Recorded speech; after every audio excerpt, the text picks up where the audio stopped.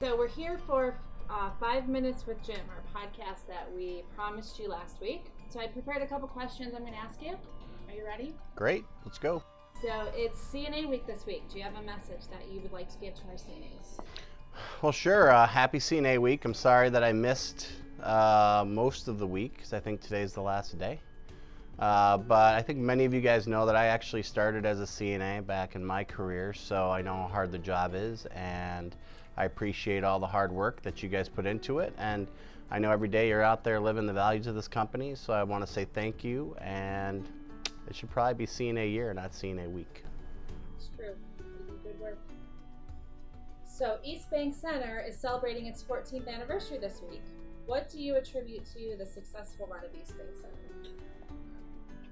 So everyone's pretty familiar with our commandments, and most of the commandments started at East Bank Center. So doing the right thing was really the motto going into East Bank Center, and 14 years worth of doing the right thing has really been the catalyst that's kept them so strong for so long. I mean, being a 5-star facility for so many years, being a leader in innovation and post-acute rehab services for so long. Most of the people that have been there with me for years and years, almost everybody that started with me is still in the company, and I think it's usually comes down to a consistent message and a consistent vision, and East Bank's never lost it.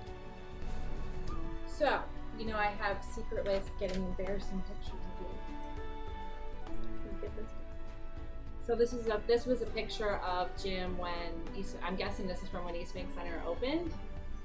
Is that? That's a long time ago, and that's when we were doing some of the renovations for the first time over there. And a lot of people probably don't know this, but when I bought it, I actually, myself and Rob Vera, and his brother, and we actually knocked down all the walls ourselves with hard hats and sledgehammers to rebuild the facility. So we've come a long way, and now we're going to build a replacement building that's going to be state-of-the-art like nothing else in the country, and we're excited to take on that project. So it's took 14 years, but it'll be everything I ever wanted it to be. And you're getting better with age. Okay, so there's a lot going on in the companies, across the companies. Can you give us an update on what's going on, exciting news, things people out there might want to know about what's happening? I think the most exciting thing for us right now in our company is that we're really starting to make all the companies work together. I think centralized admissions has been a big part of that. Really, we've added on Hospice, Illinois Hospice, Illinois palliative care. We just added in East Bank into centralized admissions, and every time we do it, the process is just better, and it's smooth, and it's quicker. And I feel for us to be able to collect data, really help people live as good as they can live until they die, but do it over all of our companies working together as one. I think that's really the future of where we're at, and that this year I think we've made great strides towards that, and I think by the end of the year we're really going to make an impact, and I think the insurance companies are seeing that, the payers are seeing that, and as a company it's going to help us sustain and grow. Any updates for the hospice that you want to share? So hospice is really growing rapidly. This year I think we're way ahead of any other year in pace of growth. I think it's a testament to the workers that we have and how hard we work to keep our mission and our values alive in the hospice. There's no question that our hospice is different. There's no question that our hospice really does strive to meet the needs of families and patients, and I think the growth is going to continue for that very reason. We're doing very well in central Illinois. We're doing very well in the south suburbs. We have opportunities for continued growth and expansion with our partnership with Generations. And for hospice, for me, it's near and dear to my heart, and I really hope that everyone understands how much we appreciate all they're doing. And I know that we're really short-staffed, mainly because of our growth, and so we've been working really, really hard to get more staff in there, more staff trained, bolstering all of our teams and really planning on more expansion and growth, because everyone deserves what we do. Well, I think that's a good kind of lead into the next question. With all this growth, we know that we've seen some growing pains, and we've heard from some of the staff that they have some of those frustrations, and I know you were aware of that.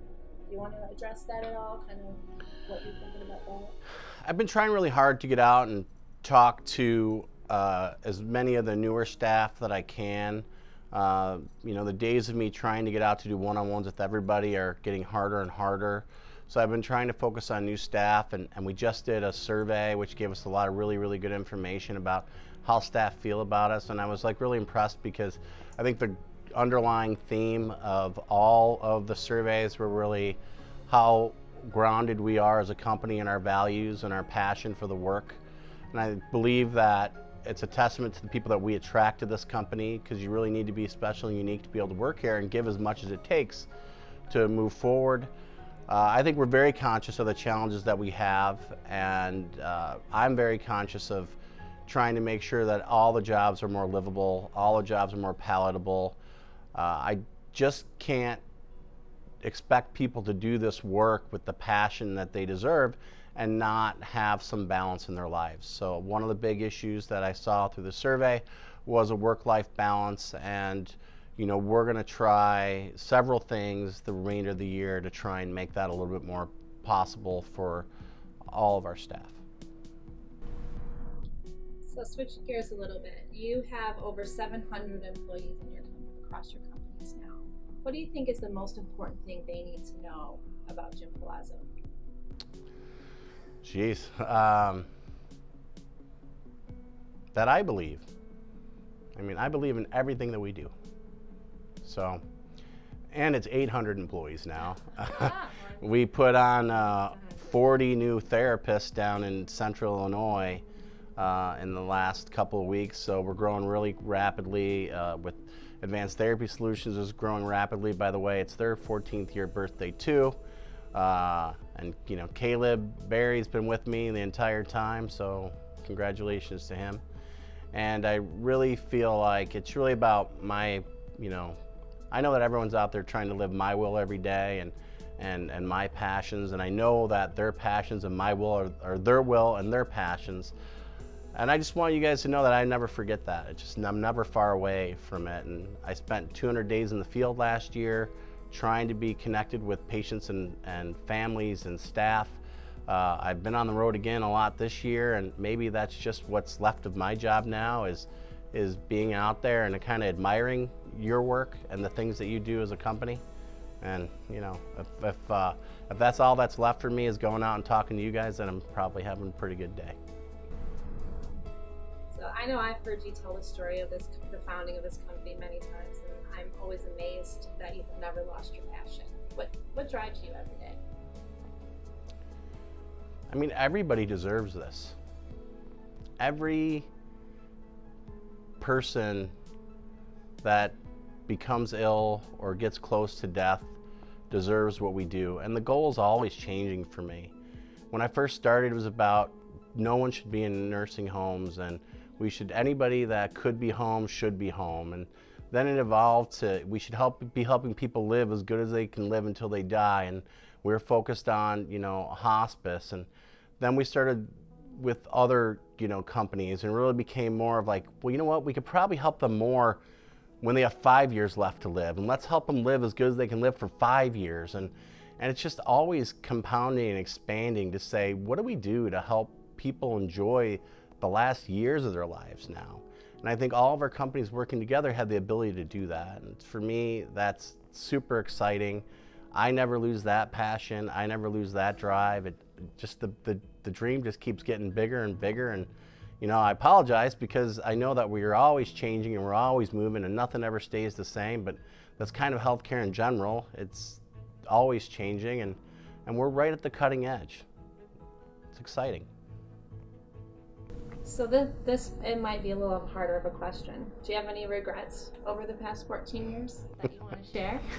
I have a lot of regrets. I was just telling someone the other day that I've made as many bad decisions as I've made good decisions in 14 years.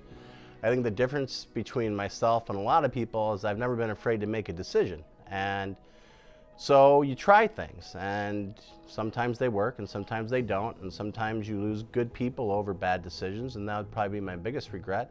If I look back, I think there were a huge list of people that I wish were still here to enjoy the good times. For so many years we struggled and it was so hard, and we teetered on making it or not making it, and now, you know, since we've kind of turned the corner, and you know, I wish I had all those people back. So if I had my biggest regret would be that. So last question, if you had to describe this company and your journey so far in one word, what would it be? Awesome. That's good. Well, so I found this, Marilyn sent me this newspaper article too, and I thought this is a really telling quote, so I think it's a good one to close with. It doesn't look like much now, but it's going to be a place our parents would go. I got into this business for genuine reasons. I wanted to take care of people well. Thanks. Cheers on 14 years. Bye.